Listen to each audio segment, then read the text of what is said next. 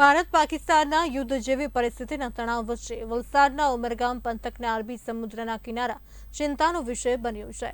વલસાડના ઉમરગામ તાલુકાના અરબી સમુદ્રના દરિયાના કિનારા હાલ પર્યટકો માટે બંધ કરવામાં આવ્યા છે।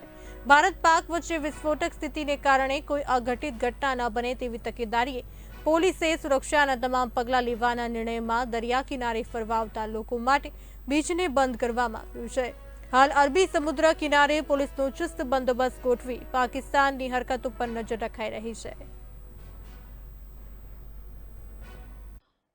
પહેલા વાત કરીએ તો અમારું નારગોલ ગામ ગુજરાતના 100 કિલોમીટર દરિયા કિનારે આવેલું દરિયાઈ પટ્ટીએ આવેલું ગામ છે। દેશ અને વિદેશથી અહીં હજારો પર્યટકો આવી રહ્યા છે।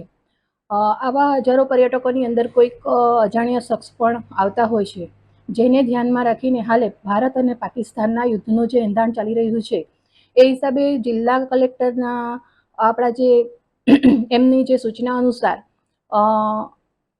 અમે નારગોલની અંદર આપણે ભારત સરકાર અને ગુજરાત સરકારના નિયમ અનુસાર પોલીસ અધિકારીઓ દ્વારા ઠેર ઠેર જગ્યા પર બેરેક લગાડીને બીચ પર જવા માટેની બંધ કરી રહ્યા છે બીચ, અને સાથે સાથે અજાણ્યા વ્યક્તિઓની તપાસ ચાલુ છે।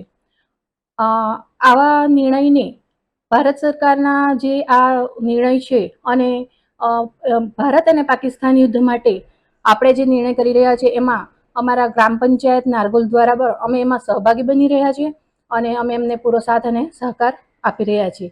આ એક આપણા રાષ્ટ્રના હિતનું કામ છે, જેમાં અમે ગ્રામ પંચાયત નારગોલ ભારત પાક યુદ્ધના તણાવ વચ્ચે વલસાડના ઉમરગામ અને નારગોલ બંદર ખાતે બુલેટિન ઇન્ડિયાની ટીમ આવી પહોંચી છે, જ્યાં પોલીસ અત્યારે કિનારાનું સંઘન તપાસ અને ચેકિંગ કરતા હોય એવા દ્રશ્યો અત્યારે અહીંયા સામે આવી રહ્યા છે।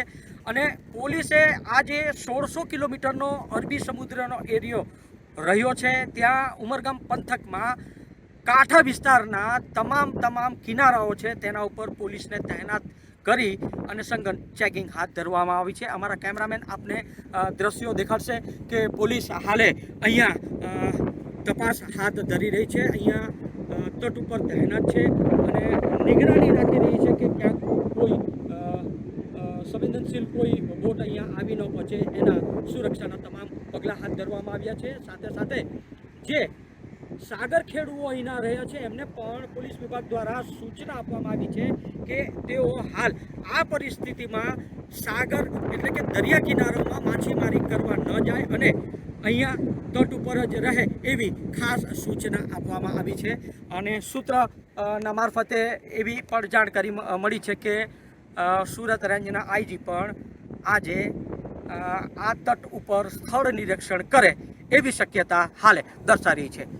કેમેરામેન સાથે હું પ્રકાશ ઉપાધ્યાય, બુલેટિન ઇન્ડિયા, નારગોલ।